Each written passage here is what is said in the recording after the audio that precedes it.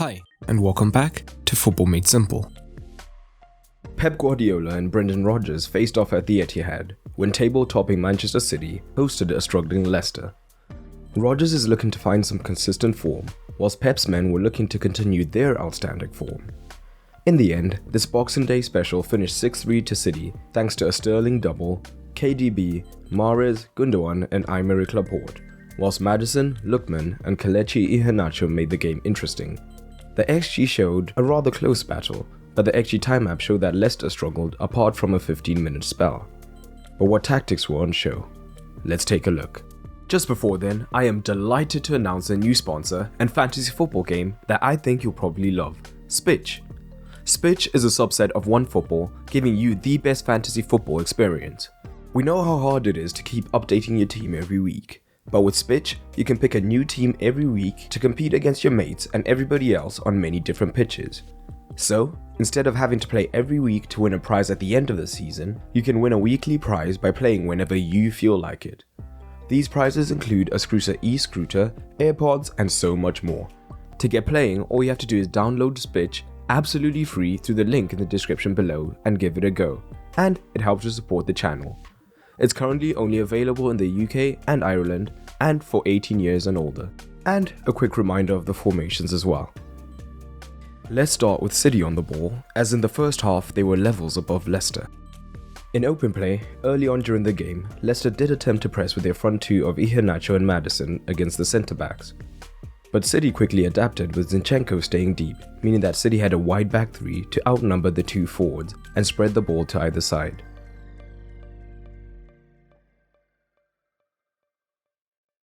In addition to this, they had an easy 3 versus 2 numerical advantage in the midfield, so Leicester were often outnumbered in the first two lines and City could play through fairly easily.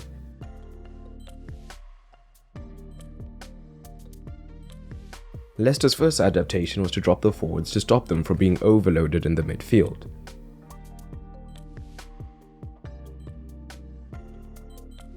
City had an answer for this, switching to a midfield diamond or a T-shape with Bernardo dropping from false 9, so they now had 4 in the midfield. And the City centre-backs advancing could draw men and then create the angle to utilise this advantage.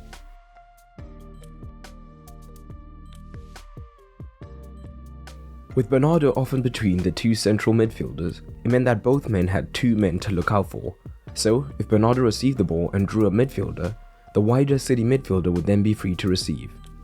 And if the wider midfielder did receive, if the Leicester centre-back pressed, there would be too large a gap in the defence.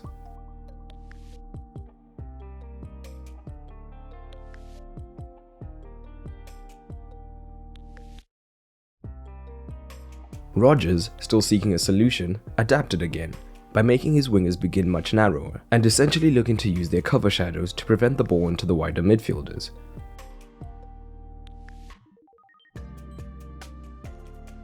This would mean that the City fullbacks had a lot of space, and at times they dictated the game, ending up playing the third and fourth most passes in the match. But generally, on either side, the fullbacks in these situations when on the ball would invert quite narrow to force the Leicester wingers even narrower, meaning that the Leicester front three were often grouped quite close together in the centre.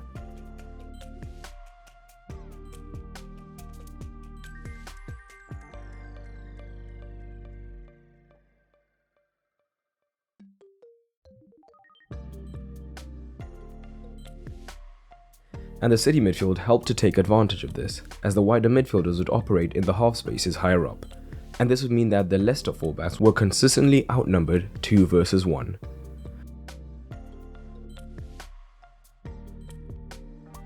So, City could find these men directly, or using switches. Sterling in particular revelled in the resulting 1 versus 1s, completing 4 of 5 dribbles.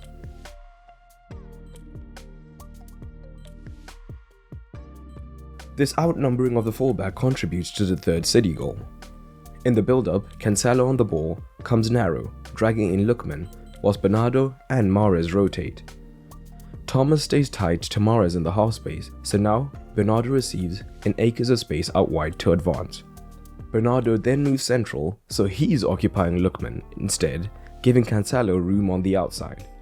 De Bruyne in the half space means that Thomas is staying narrow, so De Bruyne can then find Cancelo out wide. Cancelo now has acres of space from which to cross, leading to a goal. It also leads up to a penalty. Deep on the pitch, Zinchenko is extremely narrow and Perez has followed him. So, when Fernandinho gets the ball higher up, Gundogan and Sterling have a 2 versus 1 against Albrighton as Perez is still higher, and Sterling receives the switch and lays it off to Gundogan. Eventually, Sterling is brought down, leading to a penalty. So what exactly changed in the second half? A big factor was the change in formation, as Castagna coming on meant that Leicester shifted to a back 5 and a midfield 4. This meant that now when City were on the ball, Leicester could easily cover the men in the half spaces. The midfield 4 could also come narrow if there was an overload there, or even stay wide to prevent the wide overloads, giving them more open play defensive solidity.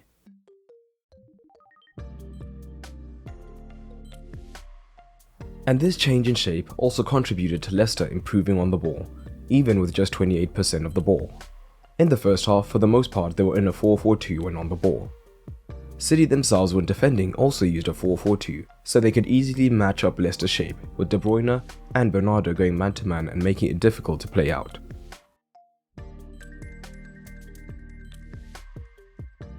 This is part of the reason City had such a low passes per defensive action compared to Leicester. But when they switched to a back 5, it meant that they now had a 3 versus 2 in the first phase, meaning they could more effectively hold on to the ball. But the Leicester shape was also dynamic on the ball. Maddison is much better in the centre of midfield, so to facilitate this, Albrighton would often move into the winger position, with Castagna moving wide, meaning they now had a 4-3-3.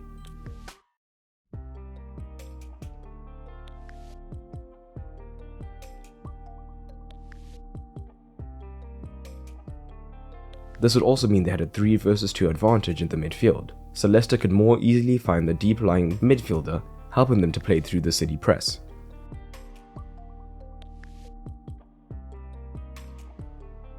Overall, it was a strange match, with City showing cracks defensively in the second half. I do, however, think that the comeback threat in the second half flatters a fairly poor Leicester performance, but you may disagree with me on that, so let me know your thoughts down in the comments below. And for the tactical score, Pep earns a 7, due to his first half dominance, and some of the goals conceded come down to individual errors rather than tactical problems. For Rodgers, it was fairly poor, falling victim to ploys that City have used consistently in the past, meaning that he earns a 3. But I want to know your ratings down below. And don't forget to download Spitch to join the hottest, newest fantasy football game on the market. And if you enjoyed this video, you may also enjoy the FMS Patreon. On Patreon, you'll get early access to videos, exclusive videos, as well as the ability to vote on various polls and so much more. It's a great way to support the channel, and it is now cheaper than ever. All you have to do is head over to patreon.com/footballmadesimple, or press the card in the top right or the end card at the end of this video. And a special thanks to my patrons including Ufulu Majawa, Tony Chen, and Haloma. But that's all for today, and remember, keep it simple.